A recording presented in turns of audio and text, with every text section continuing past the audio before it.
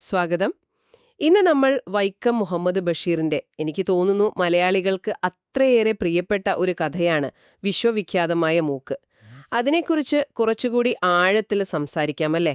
നമ്മൾ ഇതിന് അടിസ്ഥാനമാക്കുന്നത് നിങ്ങൾ തയ്യാറാക്കിയ പഠനക്കുറിപ്പുകളാണ്. അപ്പോൾ അതിലെ പ്രധാന കാര്യങ്ങൾ, ആ നിരീക്ഷണങ്ങളൊക്കെ ഒന്ന് വേർതിരിച്ചെടുത്ത് ഒരു സംഭാഷണം പോലെ നിങ്ങൾക്ക് എല്ലാവർക്കും കേട്ടിരിക്കാൻ പറ്റുന്ന ഒരു രീതിയിൽ അവതരിപ്പിക്കാനാണ് നമ്മൾ ശ്രമിക്കുന്നത്. തുടങ്ങാം. തീർച്ചയായും. ബഷീറിന്റെ ആ ഒരു ആക്ഷേപഹാസ്യ ശൈലിയുണ്ടല്ലോ, അതിന്റെ മൂർച്ച ഈ കഥയിലെ ശരിക്കും കാണാം. നിങ്ങളുടെ കുറിപ്പുകളിലും അതാണല്ലോ ഒരു പ്രധാന പോയിന്റ്. അതായത് വളരെ സിമ്പിളായിട്ടുള്ള ഭാഷയിലൂടെ സമൂഹത്തിന്റെ ചില പൊള്ളത്തരങ്ങൾ, പ്രത്യേകിച്ച് ഈ മനുഷ്യന്റെ വ്യർത്ഥമായൊരു അഭിമാനം, പ്രശസ്തിക്കു വേണ്ടിയുള്ള ഒരു ആർത്തി, ഇതിനെയൊക്കെ എങ്ങനെയാണ് അദ്ദേഹം നർമ്മത്തിൽ പൊതിഞ്ഞു വിമർശിക്കുന്നത് എന്നുള്ളത്. ശരിയാണ്. ഒരു സാധാരണ മനുഷ്യന്റെ അസാധാരണമായി നീണ്ട ഒരു മൂക്ക്, അത് ഒരു രാജ്യത്തെ മുഴുവൻ എങ്ങനെയാണ് ഒരു ചിന്താക്കുഴപ്പത്തിലാക്കിയതല്ലേ? നമുക്കതിലേക്ക് കടക്കാം.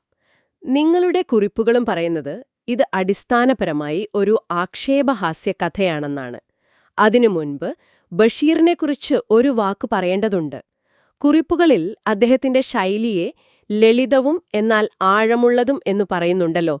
സാധാരണക്കാരന്റെ ഭാഷയിൽ, പക്ഷേ വലിയ വലിയ കാര്യങ്ങൾ പറയുന്ന എഴുത്തുകാരൻ. വളരെ ശരിയാണ്. അതാണ് ബഷീറിന്റെ ഒരു ശക്തി എന്ന് പറയുന്നത്.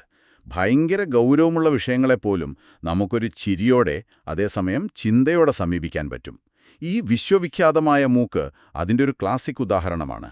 ചിരിപ്പിക്കും, കൂടെ ചിന്തിപ്പിക്കും. അതാണല്ലോ ബഷീറിയൻ ടച്ച്.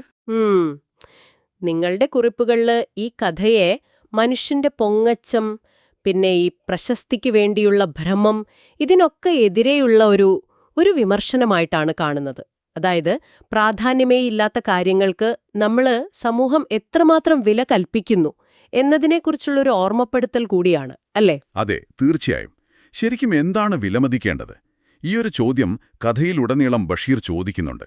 അത്ര പ്രാധാന്യമൊന്നുമില്ലാത്തൊരു കാര്യത്തെ സമൂഹം എങ്ങനെയൊക്കെയാണ് ആഘോഷിക്കുന്നത്, പിന്നെ അതിന്റെ പേരിൽ തന്നെ തമ്മിലടിക്കുന്നത് എന്നൊക്കെ കഥ കാണിച്ചു തരുന്നുണ്ട്. നിങ്ങളുടെ വിശകലനത്തിൽ ആ പോയിന്റ് നന്നായിട്ട് വന്നിട്ടുണ്ട്. കഥയുടെ തുടക്കത്തിലേക്ക് വന്നാൽ വളരെ സാധാരണക്കാരൻ, വിദ്യാഭ്യാസമൊന്നുമില്ലാത്തൊരു പാചകക്കാരൻ. നിങ്ങളുടെ നോട്ട്സിലത് പറയുന്നുണ്ട്. അയാൾക്ക് ലോകകാര്യങ്ങളിലൊന്നും ഒരു താല്പര്യവുമില്ലായിരുന്നു.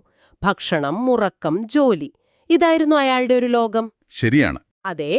24-ാമത്തെ വയസ്സിൽ പെട്ടെന്നൊരു മാറ്റം. അയാളുടെ മൂക്ക് വളരാൻ തുടങ്ങുന്നു. അതും സാധാരണ പോലെയല്ല, നീണ്ട് നീണ്ട് നീണ്ട് അത് പൊക്കിളുവരെ എത്തുന്നു. ഒരു ഫാന്റസി എലമെന്റ് അവിടെയുണ്ട്. അതെ. ഈയൊരു അത്ഭുതം കാണാൻ ആളുകൾ ഇങ്ങനെ കൂട്ടത്തോടെ വരാൻ തുടങ്ങിയതോടെ കാര്യങ്ങൾ മാറിമറിഞ്ഞു. നിങ്ങൾ നോട്ട് ചെയ്തതുപോലെ ഇത് അയാളുടെ മുതലാളിക്ക് വലിയ ശല്യമായി. ആളുകൾ തള്ളിക്കയറുന്നു, പത്രക്കാര്, ഫോട്ടോഗ്രാഫർമാർ, ഒരു ബഹളം. അവസാനം ആ വീട്ടിലൊരു മോഷണം വരെ നടന്നു. അതിന്റെ ഫലമായിട്ട് അയാൾക്ക് ജോലി പോയി, പട്ടിണിയായി. അപ്പോ ഒരു അത്ഭുതം ആദ്യം ഒരു ശാപമായി മാറുന്നു. അതെ, ആദ്യ സൂചന അതാണ്. എന്നാൽ കഥ അവിടെ ഒരു യൂ-ടേൺ എടുക്കുകയാണ്. ഈ ശാപം പിന്നീട് അനുഗ്രഹമായി മാറുന്നു. എങ്ങനെയാണ്? ആ മൂക്ക് കാണാൻ ടിക്കറ്റ് വെച്ച് പണം വാങ്ങാൻ തുടങ്ങി. നിങ്ങളുടെ കുറിപ്പുകളിൽ ആ മാറ്റം വ്യക്തമായിട്ട് പറയുന്നുണ്ട്. പട്ടിണിക്കാരനായിരുന്ന ആ പാചകക്കാരൻ ലക്ഷപ്രഭു ആകുന്നു, കോടീശ്വരനാകുന്നു.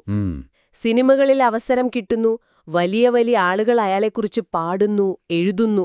ഇതിലെ ഏറ്റവും വലിയൊരു വിരോധാഭാസം, അതും നിങ്ങളുടെ കുറിപ്പുകളിൽ എടുത്തു പറയുന്നൊരു കാര്യമാണ്. ശരിക്കും ലോകത്തെക്കുറിച്ച് ഒരു ചുക്കും അറിയാത്ത ഈ മനുഷ്യനോട് രാഷ്ട്രീയം, സാമ്പത്തികം, ശാസ്ത്രം തുടങ്ങി എല്ലാ വിഷയങ്ങളിലും ആളുകൾ അഭിപ്രായം ചോദിക്കാൻ തുടങ്ങിയെന്നതാണ്. പത്രങ്ങളാണെങ്കിൽ അത് വലിയ പ്രാധാന്യത്തോടെ 1-ാം പേജിൽ അച്ചടിക്കുന്നു. ഇവിടെയാണ് ബഷീറിന്റെ ആ സാമൂഹിക വിമർശനം അതിൻ്റെ ഏറ്റവും മൂർച്ചയേറിയ രൂപത്തിൽ നമ്മൾ കാണുന്നത്. പ്രശസ്തി മാത്രം മതി, ഒരാൾക്ക് എന്തും പറയാനുള്ളൊരു ലൈസൻസ് കിട്ടാനെന്നൊരവസ്ഥ. ശരിയാണ്. ഈ കിട്ടിയ പ്രശസ്തി അയാളുടെ വ്യക്തിജീവിതത്തെ എങ്ങനെയാണ് ബാധിച്ചത് എന്നതിനെക്കുറിച്ചും നിങ്ങളുടെ നോട്ട്സിൽ പറയുന്നുണ്ട്. അതായത് യഥാർത്ഥ സ്നേഹബന്ധങ്ങളോ സൗഹൃദങ്ങളോ ഒന്നും അയാൾക്ക് കിട്ടിയില്ല. ചുറ്റും കൂടിയവർക്കെല്ലാം, ഈ സെക്രട്ടറിമാർക്കൊക്കെ അയാളുടെ പണത്തിലും പ്രശസ്തിയിലും മാത്രമായിരുന്നു താൽപ്പര്യം. ആ ഒരു പൊള്ളത്തരം അയാളെ കൂടുതൽ ഒറ്റയ്ക്കാക്കിയിട്ടുണ്ടാവും, അല്ലേ? തീർച്ചയായും. കഥ പിന്നെയും കുറച്ചുകൂടി കോംപ്ലിക്കേറ്റഡ് ആവുകയാണ്. അവിടെയാണ് ഈ രാഷ്ട്രീയ പാർട്ടികളുടെ എൻട്രി. നിങ്ങളുടെ വിശകലനത്തിൽ ആ ഭാഗം നന്നായിട്ട് വന്നിട്ടുണ്ട്. എങ്ങനെയാണ് ഈ പാർട്ടികൾ അയാളുടെ മൂക്ക് എന്ന ആ ഒരു സിംബലിനെ മുതലെടുക്കാൻ നോക്കുന്നത് എന്നത്. അയാളെ തങ്ങളുടെ പാളയത്തിലെത്തിക്കാൻ, ആ ഒരു ജനപ്രീതി ഉപയോഗിച്ച് വോട്ട് നേടാൻ. ഒരു മത്സരം തന്നെ നടക്കുന്നു. ഓരോ പാർട്ടിക്കാരും വന്നിട്ട് പറയുന്നു, ഇയാൾ ഞങ്ങളുടെ സഖാവാണ്. ഒരു വ്യക്തി എന്ന നിലയിൽ നിന്ന് അയാളൊരു രാഷ്ട്രീയ ടൂളായി മാറുകയാണ്. അതെ. ഈ രാഷ്ട്രീയ വടംവലികൾക്കിടയിലാണ് കഥയിലെ അടുത്തൊരു വലിയ ട്വിസ്റ്റ് വരുന്നത്. അയാളുടെ സെക്രട്ടറിമാരിൽ ഒരാൾ, ചിലപ്പോൾ അസൂയ കൊണ്ടാവാം, അല്ലെങ്കിൽ മറ്റെന്തെങ്കിലും ലക്ഷ്യം കൊണ്ടാവാം, ഒരു കിംവദന്തി പരത്തുന്നു. എന്തായിരുന്നു അത്? ആ വിശ്വവിഖ്യാതമായ മൂക്ക് അത് ശരിക്കുള്ളതല്ല, അത് വെറുമൊരു റബ്ബർ മൂക്കാണ് എന്നായിരുന്നു ആ വാർത്ത. ഒറ്റ നോട്ടത്തിൽ വളരെ നിസ്സാരമെന്ന് തോന്നാവുന്ന ഒരു നുണ.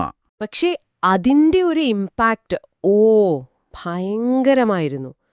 നിങ്ങളുടെ കുറിപ്പുകൾ ആ ഒരു റിയാക്ഷന്റെ തീവ്രത എടുത്തു കാണിക്കുന്നുണ്ട്. രാജ്യം മുഴുവൻ രണ്ടായിട്ട് തിരിഞ്ഞു. മൂക്ക് ഒറിജിനലാണെന്ന് വിശ്വസിക്കുന്നവർ, ഡ്യൂപ്ലിക്കേറ്റ് ആണെന്ന് വിശ്വസിക്കുന്നവർ. അവർ തമ്മിൽ തെരുവിൽ തല്ലുകൂടി. വലിയ ലഹളകൾ, കലാപങ്ങളൊക്കെ ഉണ്ടായി. അതെ, ആളുകൾ ആ മൂക്കിനു വേണ്ടി മരിക്കാൻ പോലും തയ്യാറായി. രക്തസാക്ഷികളുണ്ടായി. ഇവിടെയാണ് ആക്ഷേപഹാസ്യം അതിന്റെ പീക്കിലെത്തുന്നത്. ഒരു മൂക്ക് ഒറിജിനലാണോ അല്ലയോ എന്നതിനെ ചൊല്ലി ആളുകൾ കൊല്ലാനും ചാവാനും തയ്യാറാകുന്നു എന്നത്. അത് സമൂഹത്തിന്റെ ആ ഒരു യുക്തിയില്ലായ്മയാണ് ശരിക്കും കാണിക്കുന്നത്. എത്ര പെട്ടെന്നാണ് ഒരു സമൂഹം ഒരു അടിസ്ഥാനവുമില്ലാത്ത കാര്യത്തിന്റെ പേരിൽ ഇമോഷണലാവുന്നത്, വയലന്റ് ആവുന്നത് എന്നൊക്കെ ബഷീർ കാണിച്ചു തരുന്നു. സ്ഥിതിഗതികൾ അത്ര വഷളായപ്പോ പിന്നെ ഗവൺമെന്റിന് ഇടപെടേണ്ടി വന്നു. അയാളെ അറസ്റ്റ് ചെയ്തു. എന്നിട്ട് വലിയൊരു ജനക്കൂട്ടത്തിന് മുന്നിൽ വെച്ച് വിദഗ്ധരായ ഡോക്ടർമാരുടെ ഒരു സംഘം ആ മൂക്ക് പരിശോധിക്കാൻ തീരുമാനിച്ചു. ഒരു പബ്ലിക് ട്രയൽ പോലെ. പരിശോധന നടന്നു. എന്തായിരുന്നു റിസൾട്ട്? ഡോക്ടർമാർ ഏകകണ്ഠമായിട്ട് പറഞ്ഞു, മൂക്ക് തികച്ചും യഥാർത്ഥമാണ്, ഒരു സംശയവുമില്ല, റബ്ബറൊന്നുമല്ല. ഈ പ്രഖ്യാപനം വന്നതോടെ പിന്നെ വലിയ ആഘോഷമായി. അതെ, ആ ഒഫീഷ്യൽ കൺഫർമേഷൻ കിട്ടിയതോടെ അയാളുടെ പ്രശസ്തി പിന്നെയും കൂടി. നിങ്ങളുടെ നോട്ട്സിൽ പറയുന്ന പോലെ രാഷ്ട്രപതിയുടെ മെഡലുകൾ കിട്ടി, പാർലമെന്റിൽ അംഗത്വം കിട്ടി. അയാളെ വീണ്ടും ഹീറോ ആയി. എന്നാൽ കഥയിലെ ഏറ്റവും രസകരമായ അല്ലെങ്കിൽ വിചിത്രമായ കാര്യം അതല്ല. ഇത്രയൊക്കെ ശാസ്ത്രീയമായും ഔദ്യോഗികമായും തെളിയിക്കപ്പെട്ടിട്ടും ഒരു വലിയ വിഭാഗം ആളുകൾ ആ മൂക്ക് വ്യാജമാണെന്ന് തന്നെ വിശ്വസിച്ചു പോന്നു എന്നതാണ്. അവർ അവരുടെ വാദത്തിൽ ഉറച്ചുനിന്നു. തർക്കങ്ങളൊക്കെ പഴയപോലെ തുടർന്നു. സത്യം നമ്മുടെ കൺമുന്നിൽ കൊണ്ടുവന്ന് കാണിച്ചാലും അത് അംഗീകരിക്കാൻ ചിലപ്പോൾ ആളുകൾക്കൊരു മടിയുണ്ട് എന്നൊരു നിരീക്ഷണം നിങ്ങളുടെ കുറിപ്പുകളിലുമുണ്ടല്ലോ. അതെ, അത് വളരെ പ്രധാനപ്പെട്ട ഒരു പോരൂഫാണ്. അവസാനം വരെ നോക്കുമ്പോൾ ഈ കഥാനായകൻ ശരിക്കും ഒരു കാഴ്ചവസ്തു മാത്രമായിട്ട് ഒതുങ്ങുകയാണ്. മറ്റുള്ളവരുടെ താൽപ്പര്യങ്ങൾക്കനുസരിച്ച് അങ്ങോട്ടും ഇങ്ങോട്ടും ചലിക്കുന്നൊരു പാവ. തനിക്ക് കിട്ടിയ പ്രശസ്തിയിലോ തന്റെ ജീവിതത്തിൽ തന്നെയോ അയാൾക്കൊരു നിയന്ത്രണവുമില്ല. അയാളുടെ ആ ഒരു വ്യക്തിത്വം അത് മുഴുവനായി ആ മൂക്കിന് പിന്നിൽ എവിടെയോ പോയി ഒളിച്ചു. ശരിയാണ്. ഈ പ്രശസ്തിയും അംഗീകാരങ്ങളുമൊക്കെ അയാൾക്ക് ശരിക്കും സന്തോഷം കൊടുത്തോ?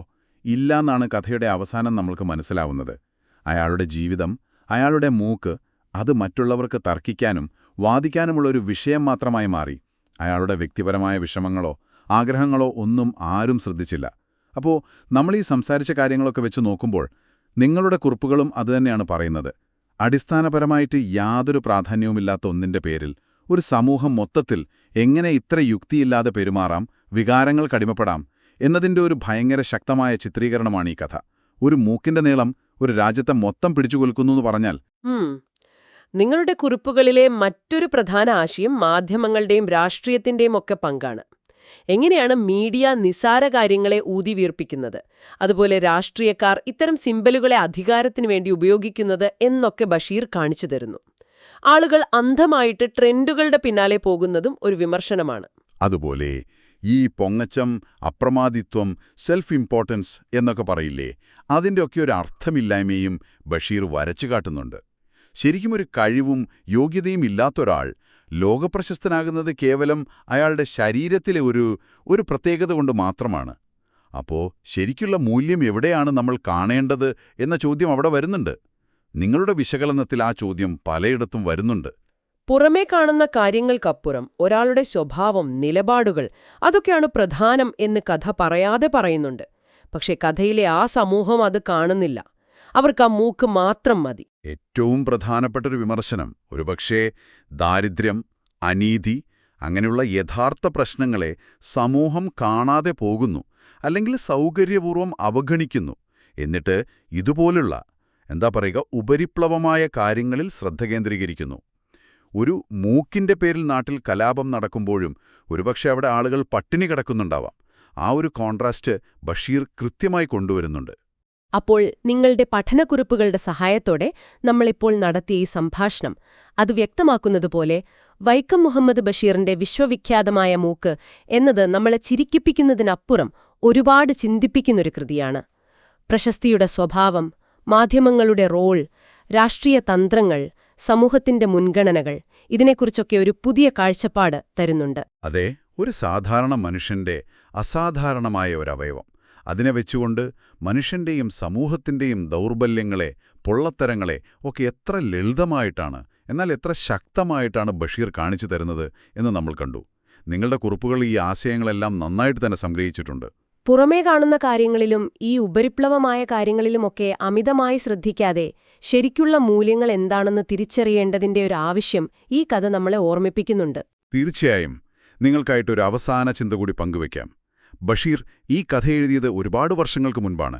അന്നത്തെ കാലത്തുനിന്ന് ഇന്നത്തെ ഈ ഡിജിറ്റൽ ലോകത്തേക്ക് നമ്മൾ എത്തുമ്പോൾ ഈ മൂക്കിന്റെ രൂപം മാറിയിട്ടുണ്ടാവാം. പക്ഷെ അതിന്റെ പ്രസക്തിക്ക് മാറ്റമുണ്ടോ? ഇന്നത്തെ കാലത്ത് നമ്മുടെ സോഷ്യൽ മീഡിയയിലും വാർത്തകളിലുമൊക്കെ നിറഞ്ഞു നിൽക്കുന്ന ചില വിഷയങ്ങൾ, ചില വ്യക്തികൾ, ചില വിവാദങ്ങൾ, ഒരുപക്ഷെ അടിസ്ഥാനപരമായി വലിയ പ്രാധാന്യമൊന്നുമില്ലാത്തവ, അവയൊക്കെ യഥാർത്ഥ പ്രശ്നങ്ങളിൽ നിന്ന് നമ്മുടെ ശ്രദ്ധ തിരിക്കുന്നില്ലേ? എന്തുകൊണ്ടായിരിക്കാം നമ്മൾ പലപ്പോഴും ഉള്ളടക്കത്തേക്കാൾ, ആഴത്തിലുള്ള ചിന്തയേക്കാൾ ഈ പുറമോടിക്കും വിവാദങ്ങൾക്കും കൂടുതൽ ശ്രദ്ധ കൊടുക്കുന്നത്? ഇതൊരു നമ്മളൊന്ന് സ്വയം ചോദിച്ചു നോക്കേണ്ട ഒരു ചോദ്യമാണ്.